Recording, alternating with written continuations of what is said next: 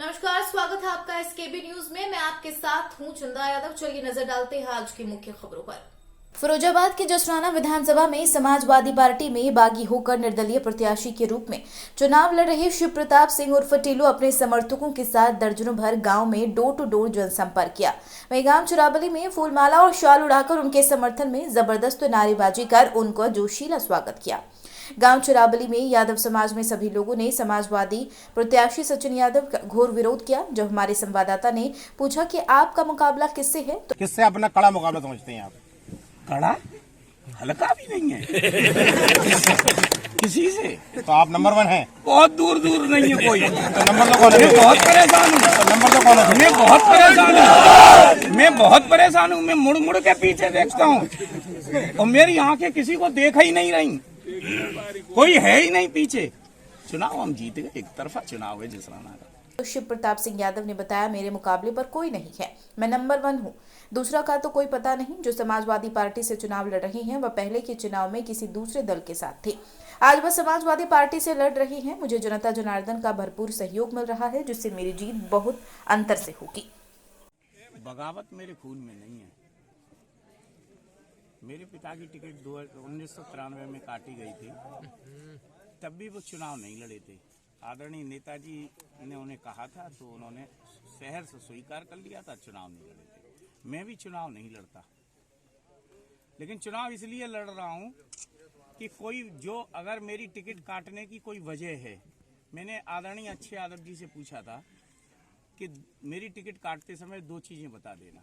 एक तो ये कि मेरी वजह क्या है कि मेरी टिकट काटी क्यों जा रही है, और जिसे टिकट आप दे रहे हो वो किन मायने में मुझसे ऊपर है।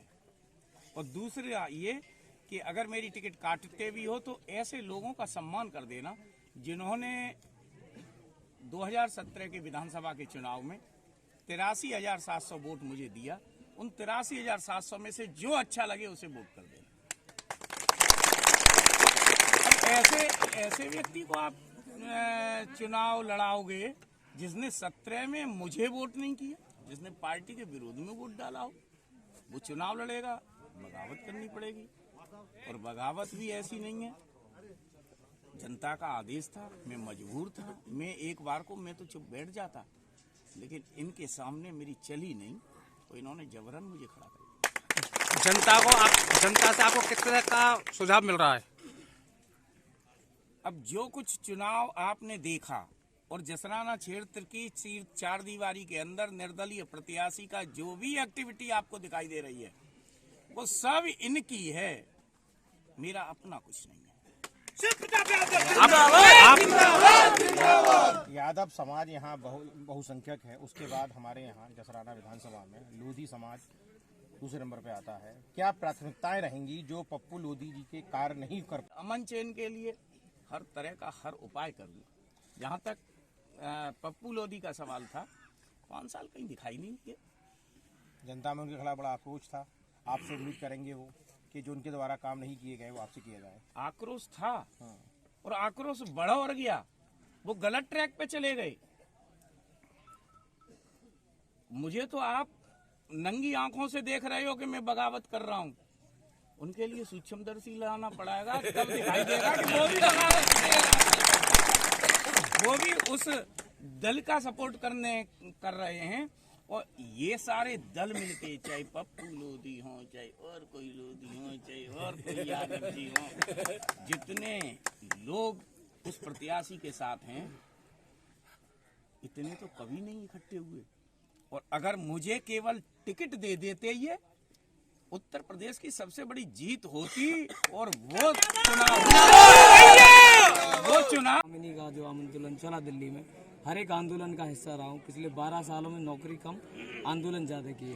तो मैं टिल्लू में सिर्फ एक एमएलए नहीं देख रहा हूँ, मैं शिव प्रताप जी में यूपी का केजरीवाल खोज रहा हूँ। और इसलिए आम आदमी पार्टी का जो मेरा यहाँ कैंडिडेट है मैं उसका प्रचार नहीं कर रहा, मैं यहाँ प्रचार कर रहा हूँ। पार्टी ने कहा, लेकिन मैंने कहा मैं पार्टी में विश्वास नहीं रखता।